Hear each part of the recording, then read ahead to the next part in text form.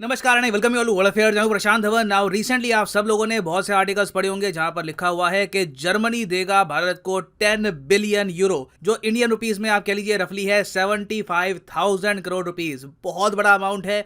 और जर्मनी जो ये 10 बिलियन यूरो की असिस्टेंस है भारत को, ये 2030 तक देगा। तो ऐसा नहीं है कि इकट्ठा मिलने हैं, अभी 2022 चल रहा है, तो ऑन एवरेज आप मान के चल लीजिए ये असिस्टेंस साल भर में हर साल आ जाएगी करीब 1.5 बिलियन 1.2 बिलियन डॉलर्स के आसपास, जो इतनी ज़्यादा स्पेशल है नहीं साल के हिसाब से, मगर फिर भी कलेक्टिवली एक बहुत ही बड़ा अमाउंट है। अब क्वेश्चन यहाँ पर यह आता है कि जर्मनी इतनी उदारता क्यों दिखा रहा है, इतना पैसा ये क्यों देंगे भारत को। और एक्चुअली आप अगर वर्ल्ड अफेयर्स को प्रॉपर्ली फॉलो करते हैं तो आपको याद होगा कि आज से करीब 6 महीने पहले मैंने एक वीडियो बनाई थी जहां पे मैंने आपको बताया था कि जर्मनी ने उस टाइम अनाउंस ये किया है कि इंडिया को ये देंगे 1.2 billion euro in aid package, जो रफली हो गए करीब 10,000 करोड़ रुपए।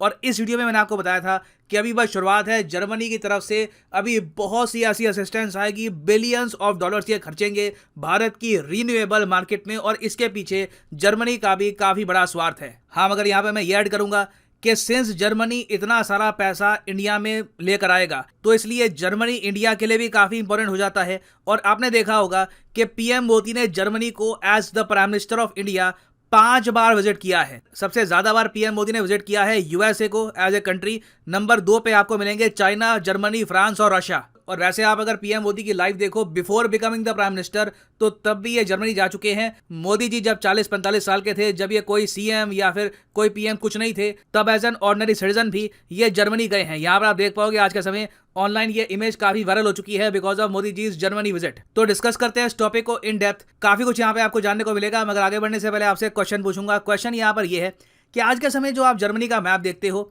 ये आज से कुछ दशक पहले ऐसा था नहीं। जर्मनी उस वक्त बटा हुआ था। जर्मनी के 2 टुकड़े थे, एक था वेस्ट जर्मनी, एक था ईस्ट जर्मनी। और फिर एक टाइम पे आकर जर्मनी का रीयूनिफिकेशन किया गया, जर्मनी को एक सिंगल कंट्री बनाया गया। तो आपको बताना है कि जर्मनी का जो रीयूनिफिकेशन था ये किस साल हुआ था, 1989, 1990, 91 या फिर 92? कमेंट सेक्शन में करिए उत्तर। सही आंसर मैं आपको दूंगा वीडियो के अंत में। अच्छा, आप में से कुछ लोगों का ये भी क्वेश्चन होगा कि कई आर्टिकल में लिखा है कि जी 10 बिलियन देगा, कई में लिखा है कि 10.5 बिलियन देगा, तो रियल नंबर कौन सा है? देखिए 10.5 बिलियन ये तो हो गए डॉलर, और यूरो में ये अमाउंट हो गया 10 बिलियन। जी हाँ, आज के समय डॉलर यूरो में ज़्यादा अंतर बचा नहीं है। एक टाइम पे यूरो काफ़ी स्ट्रांग हुआ करता था, मगर आज के समय यूरो काफ़ी वीक हो चुका है। मगर अपने आप में ये अमाउंट बहुत ज़्यादा बड़ा है। कोई देश किसी और कंट्री को इतना अमाउंट क्यों देना चाहेगा? देखिए, पहली बात तो ये जो अमाउंट है ना, ये ऐसा नहीं है कि सीधा भारत सरकार के झोली में आ जाएगी, ठीक है? This is not going to happen. ये जो अमाउंट है प्राइमरली जर्मनी इंडिया की मार्केट में खर्चेगा, इंडिया में रीन्यूएबल एनर्जी को प्रमोट करने के लिए, जो अपने आप में काफ़ी अच्छा स्टेप है। हम लोग कोशिश कर रहे हैं एज ए कंट्री कि फॉसल फ्यूल बेस्ड एनर्जी से हम लोग शिफ्ट कर दें रीन्यूएबल सोर्स ऑफ एनर्जी पर। और इसलिए आप सबको याद होगा कि हमारे देश के प्राइम मिनिस्टर ने बड़े वादे किए हैं। सबसे बड़ा वादा तो ये है कि 2070 तक इंडिया बन जाएगा एक net zero emission country.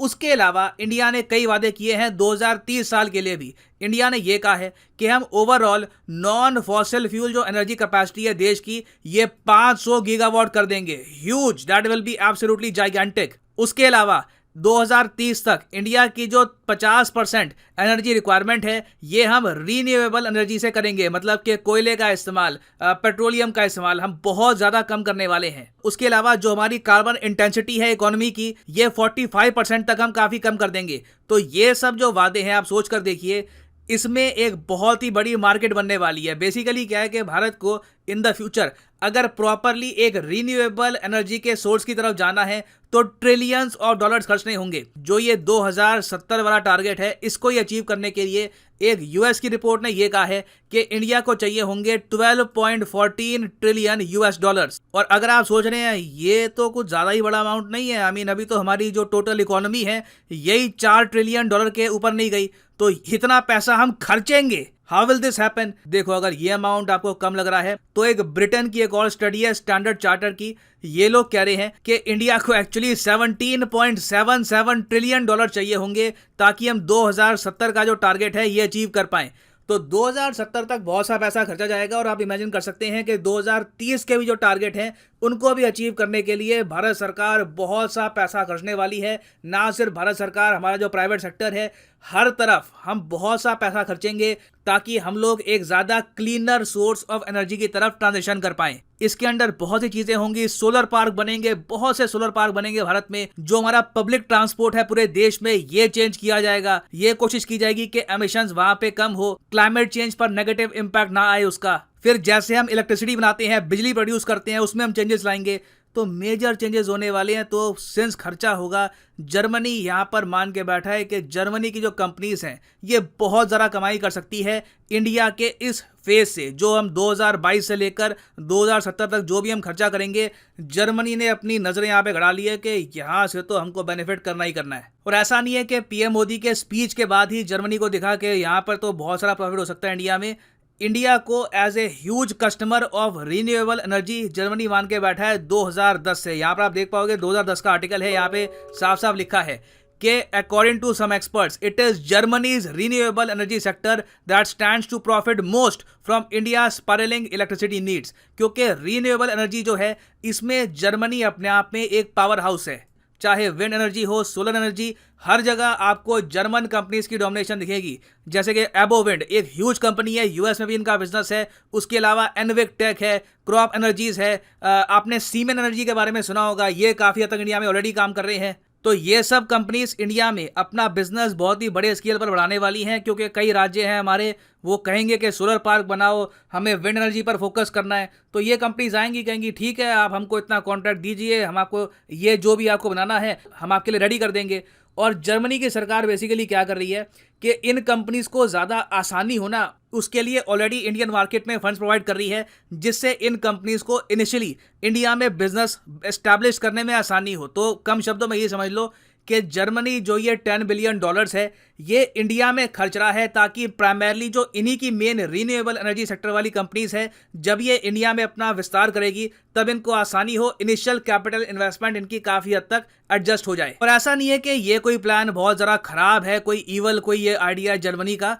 India और जर्मनी एक आज के समय प्रॉपर ग्रीन और सस्टेनेबल डेवलपमेंट पे जो पार्टनरशिप है इस पर काम कर रहे हैं। इंडियन कंपनीज को भी बहुत बिजनेस मिलेगा, कुछ बिजनेस मिलेगा जर्मन कंपनीज को। ऑल टुगेदर इंडिया में इतना पैसा खर्चा जाएगा रीन्यूएबल सेक्टर को खड़ा करने के लिए कि सब लोग कमाएंगे। तो यहाँ पर मैं उम्मीद करता हूँ कि आप समझ गए होंगे कि जर्मनी ने जो ये अनाउंसमेंट करी है उसके पीछे मेन रीजन क्या है। लॉन्ग टर्म में जो अपनी कंपनीज हैं उन्हीं को ही ये एक आप के लीजिए प्रॉपर मार्केट प्रोवाइड कर रही है इस इन्वेस्टमेंट से। नाउ इस सब के अलावा जर्मनी ने अब ऑफिशियली इंडिया को इन्वाइट कर लिया है G7 समिट पे। इंडिया के अलावा जर्मनी ने इनवाइट किया है इंडोनेशिया, सेनेगल और साउथ अफ्रीका को। ये जो 4 देश हैं ये G7 समिट में एज स्पेशल गेस्ट इनवाइट किए जाएंगे। और G7 समिट इस बार होस्ट कौन कर रहा है? जर्मनी होस्ट कर रहा है। इनिशियली एक रिपोर्ट आई थी ब्लूमबर्ग की कि शायद जर्मनी इंडिया को ना इनवाइट करे रशिया वॉर की वजह से, मगर जर्मनी ने ये बात क्लियर कर दी है कि India is a very important country for them and PM Modi will be invited to G7 summit. देखना ये होगा कि इसी साल पीएम मोदी फिर से जर्मनी जाते हैं या फिर वीडियो कॉन्फ्रेंसिंग के जरिए ये जो पूरा समिट है इसको अटेंड करेंगे। ना वापस आते हैं अपने एमसीक्यू की तरफ कि जर्मनी की रीन्यूफिकेशन किस साल में हुई थी। तो सही उत्तर इसका है ऑप्शन बी 1990। 1989 में जो बर्लिन वॉल है ये गिरा दी गई थी और 1990 में फाइनली जर्मनी रीन्यूफाई हो गया, जो आज भी लोग कहते हैं एक मिरेकल है। ये कुछ ऐसा ही है कल को इंडिया पाकिस्तान इकट्ठा हो जाएं। किसी को भी यकीन नहीं हुआ था उस वक्त कि कोल्ड वॉर अब खत्म होने को आ रही है और जर्मनी वर्ल्ड वॉर 2 के अंत के बाद फाइनली रीयूनिफाई हो जाएगा। एंड फाइनली यहाँ पर मैं ये भी ऐड कर दूं कि आप अगर किसी भी एग्जाम की तैयारी कर रहे हैं, चाहे यूपीएससी, एसएससी, बैंक, सीधा जाओ कमेंट सेक्शन में। फॉर एग्जांपल आप अगर प्रिपेयर कर रहे हैं for bank examinations, click on bank और यहाँ पे आप परचेज कर पाएंगे the course of your choice. जो अनअकैडमी का आइकॉनिक कोर्स है ये भी आप कर सकते हैं purchase. Priority doubt solving session यहाँ पे आपको मिलेंगे, मगर जो यहाँ पर प्राइसेस लिखे हैं for example 390 rupees per month, ये पे करने की आवश्यकता बिल्कुल नहीं है। सिंपली यूज करिए code PD10 and the prices will start following. And for just 351 rupees per month आप 2 साल तक प्रिपरेशन कर सकते हैं बैंक एग्जाम्स की with Unacademy's iconic course. So use the code PD10 and save money. So इसी note के साथ ये है वीडियो का अंत। Thank you for listening and as always God bless you all.